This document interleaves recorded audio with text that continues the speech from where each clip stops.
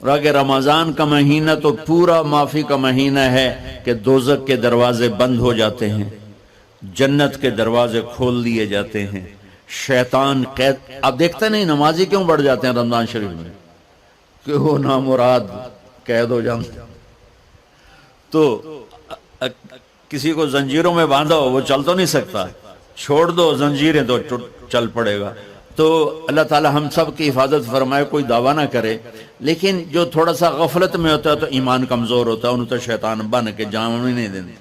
جمعے جاواں گے، جمعے کئی جمعہ بھی نہیں پڑھتے، عید تے جاواں گے کوئی عید بھی نہیں پڑھتا. یہیں یہ ایک نگینہ سینما کے مالک نے بیان کروایا تھا اور اس نے بعد میں اس سینما کو گرا دیا. آج کل وہ کینیڈا میں ہوتا ہے. تو وہ سینمے کا جو تھا نا مینیجر، وہ میرے پاس آیا، کہا مولانا آج میں پہلی نماز پڑھی ہے. وہاں ہم نے مغرب کی نماز پڑھی. اس کے بعد بیان ہوا. بیان کے بعد وہ اتنا ہنگامہ ہوا کہ رش بہت تھا تو وہاں نماز پڑھی نہیں جا سکے. ہم نے کہنے لگا میں چل رہا تھا میرے ساتھ ساتھ، مولانا آج میں پہلی نماز پڑھی. میں نے کہا کیا مطلب؟ کہا جی یہی کہ آج زندگی دی پہلی نماز پڑھی. ہوگا راؤنڈ اباؤٹ 40-45 سال کا. میں کہا پہلی نماز؟ ہاں جی پہلی نماز. جمعہ پڑھے؟ نہیں کدی نہیں. عید؟ نہیں کدی نہیں. آج پہلی نماز تواڈے پیچھے پڑھی ہے. شیطان جب قید ہوتا ہے تو زنجیریں کھل جاتی ہیں تو نمازی بڑھنا شروع ہو جاتے ہیں. اس کے بعد جو گھٹتے ہیں نا تو شیطان کی وجہ سے نہیں، اپنی عادت اور سستی کی وجہ سے. پہلے 2-3 دن بڑا جوش ہوتا ہے، پھر اس کے بعد گھٹتے ادھے کو پھر نکل جاندے ہیں، ادھے رہ جاندے ہیں. تو تراویح میں بھی پہلے پوری مسجد بھرے گی، پھر ایک صف جائے گی، پھر دوسری جائے گی، پھر تیسری جائے گی. تو بھائیو یہ رمضان آ رہا ہے، دیکھو میں ہاتھ جوڑتا ہوں، نماز 5 وقت سارا سال فرض ہے، لیکن روزے کی برکت سے کیا ہوتا ہے؟ شیطان قید ہو جاتا ہے تو وہ سارے بھاگے آ رہے ہوتے ہیں.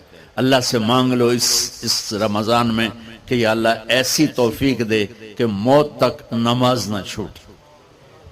رمضان میں بہت سے لوگ رشوت لینا چھوڑ دیتے ہیں کہ نہیں جی ہن رمضان شریف آ گیا.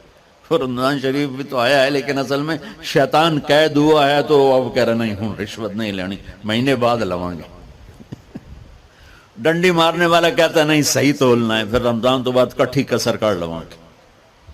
وہ کیا وجہ ہے پیچھے؟ ایک تو رمضان کی برکات ہیں، اور ایک شیطان کا قید ہونا ہے، اور ایک جنت کے دروازوں کا کھل جانا، دوزخ کے دروازوں کا بند ہونا، اللہ کے عرش کا پہلے آسمان پہ مستقل ڈیرا ڈال دینا، اور پھر اعلان کرنا ہے کوئی بخشش آنے والا ہے، کوئی معافی مانگنے والا ہے، کوئی توبہ کرنے والا ہے، کوئی جنت مانگنے والا ہے، کوئی دنیا مانگنے والا، آؤ مانگو. اور ایک فرشتہ اعلان کرتا ہے اے بھلائی کے چاہنے والے شاباش آگے بڑھ، اور دوسرا فرشتہ اعلان کرتا ہے اے برائی کے کرنے والے بس کر اور واپس آ جا، بس کر اور واپس آ جا. رمضان کا مطلب ہے جل جانا.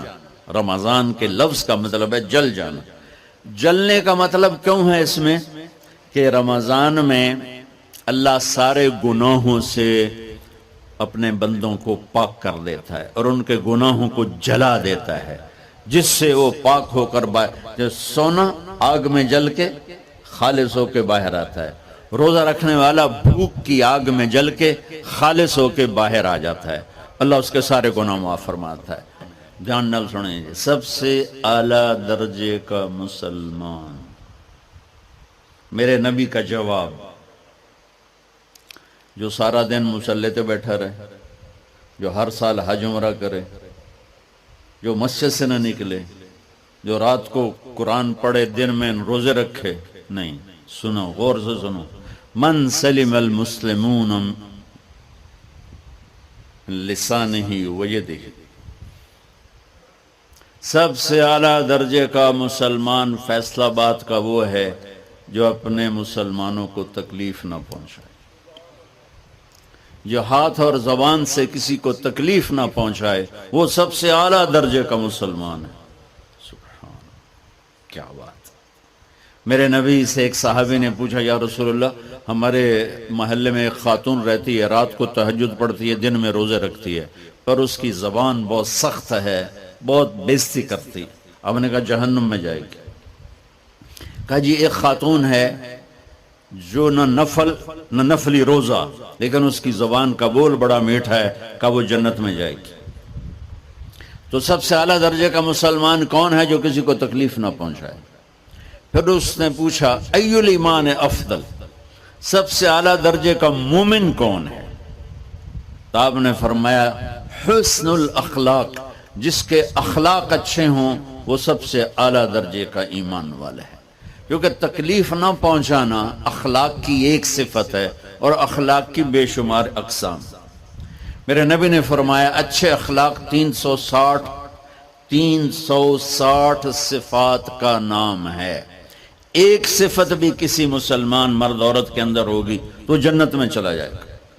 سامنے ابو بکر بیٹھے تھے، کہنے لگے یا رسول اللہ کو میرے اندر بھی ہے؟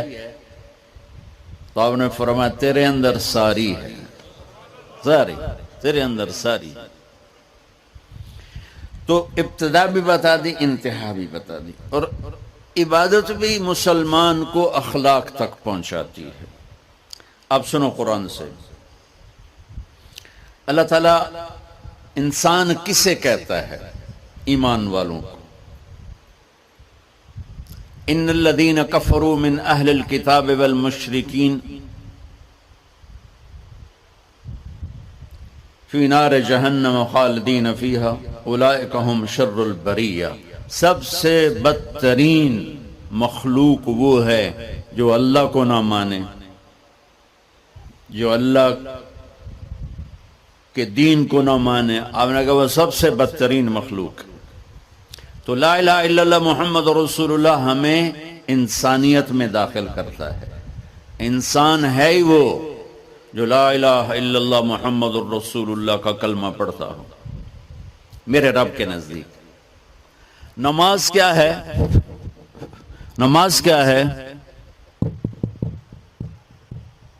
بول بھائی. ہاں، میرا اللہ کہتا ہے ان الصلاۃ تنہا. اب آئی نہیں چل رہا.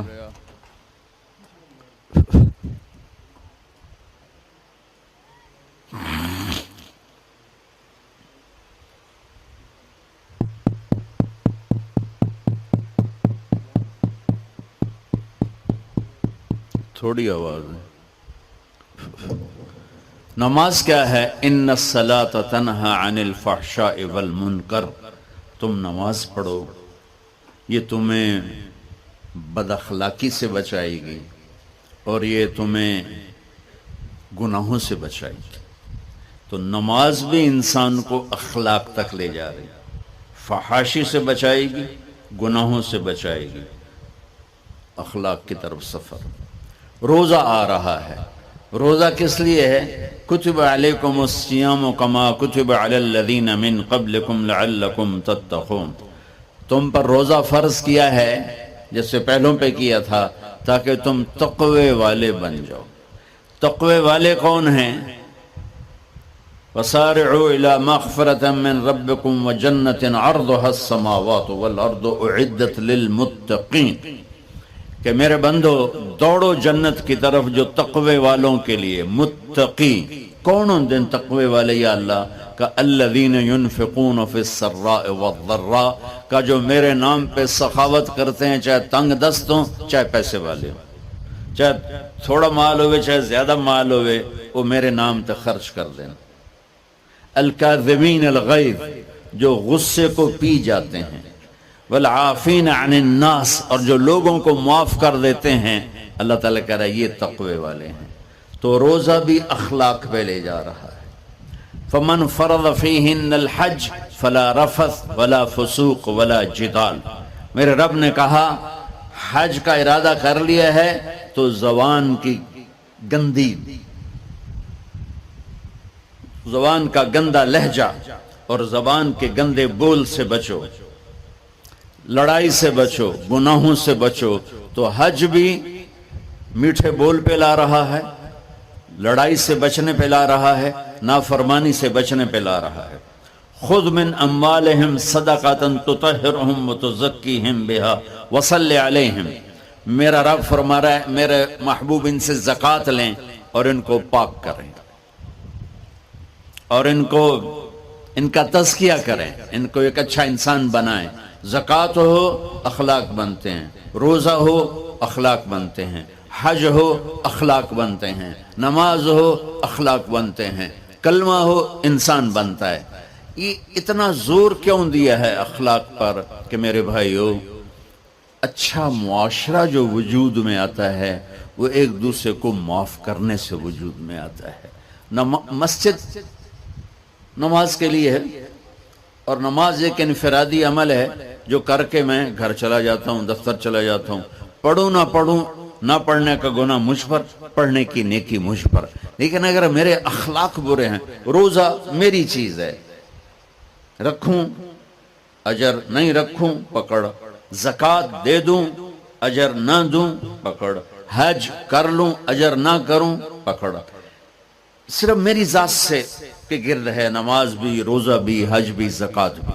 لیکن برے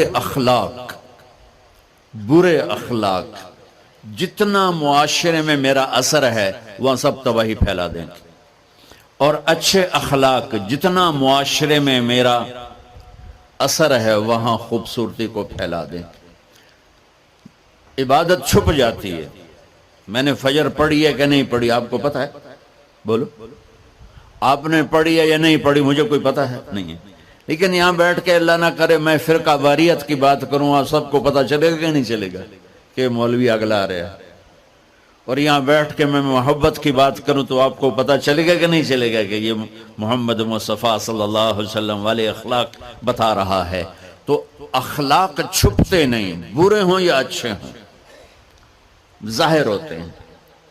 اور سب سے زیادہ اس آدمی کا خاندان، جس آدمی کو بدتمیزی کی عادت ہے، وہ بیوی کے دل کو برباد کر دے گا، ماں باپ کے دل کو برباد کر دے گا، اولاد کو برباد کر دے گا، دوستوں کو، نوکروں کو برباد کر دے گا۔ اس کے نوکر سامنے کہیں گے میاں صاحب، شیخ صاحب، سیڑ صاحب، خان صاحب، اتھے جا کے گالی کڈھن گے۔ اور جس کے اخلاق اچھے ہوتے ہیں وہ اپنے گھر کو خوبصورت بنا دیتا ہے، رشتوں کو خوبصورت بنا دیتا ہے، ملازموں کو خوبصورت بنا دیتا ہے، اپنے کاروبار کو، اپنی زندگی کو، ہر پہلو اس کا خوبصورت ہو جاتا ہے۔ اچھے اخلاق لباس کی طرح ہیں جو میرا ہر عیب چھپا لیتے ہیں، اور برے اخلاق ننگے آدمی کی طرح ہے جس کا ہر عیب سامنے آ جاتا ہے۔ اور اللہ کی رحمت اتنی طاقتور ہے کہ میرا رب فرماتا ہے، یہ تو میں نے 5 غلطیاں بتائی ہیں، لیکن میرا رب فرماتا ہے میرا بندہ میں تجھے عمر بھی دیتا ہوں، طاقت بھی دیتا ہوں، تو اتنے گناہ کر کے زمین فیصل آباد کی سے اٹھا کر آسمان کی چھت کو لگا دے، ساری دنیا گناہگار ہو جائے نا تو آسمان کیا چاند تک بھی گناہ نہیں جا سکتے۔ اور میرا اللہ کہہ رہا ہے ایک مرد عورت اتنے گناہ کرے کہ آسمان کی چھت کو لگا دے، پھر صرف ایک دفعہ مجھے کہے یا اللہ معاف کر، تو میں سارے ہی معاف کر دوں۔ تو بھائیو یہ رات بھی معافی مانگنے کی ہے۔ تو میرے عزیز و رمضان شریف آ رہا ہے، اپنے دل کو کینہ سے صاف کرو، بغض سے صاف کرو، نفرت سے صاف کرو، کسی سے لڑے ہوئے ہو اللہ کے واسطے صلح کر لو۔ یہ لڑنے کی جگہ نہیں ہے، محبت کر کے جاؤ تو اللہ بڑے اونچے عالی درجات نصیب فرمائے گا۔ اور اللہ تعالیٰ موقع دے تو رمضان میں ایک 3 دن تبلیغ میں اللہ کے راستے میں ضرور لگا لینا۔ تو سارے بھائی نیت کرتے ہو؟ سنتیں پڑھو۔ اللہ نے زکوٰۃ فرض کی ہے تو زکوٰۃ نکالو۔ اب تو اتنے حالات ہیں کہ متوسط طبقہ بھی زکوٰۃ کا مستحق ہے، اپنے زکوٰۃ سے بڑھ کے نکالو، چونکہ زکوٰۃ دینے والا بخیلوں سے تو نکل جاتا ہے لیکن سخیوں میں داخلہ اس سے اوپر کرے گا تو ہوتا ہے۔ 2,500 دے دیا نا 1 لاکھ میں سے تو باپ پہ بخیل کا لیبل نہیں لگے گا، لیکن سخی کا بھی نہیں لگے گا۔ اوپر 54 خرچ کر دو تو ایک سٹیپ آپ آ جائیں گے۔ سخی بن کے زندگی گزارو، لوگوں پہ خرچ کرنے کا مزہ بہت ہے، جوڑنے کے مزے سے زیادہ لگانے کا مزہ ہے۔ تو رمضان آ رہا ہے، خرچ کریں، زکوٰۃ سے بڑھ کر دیں، انتہائی ضرورت مند ہیں ہمارے لوگ۔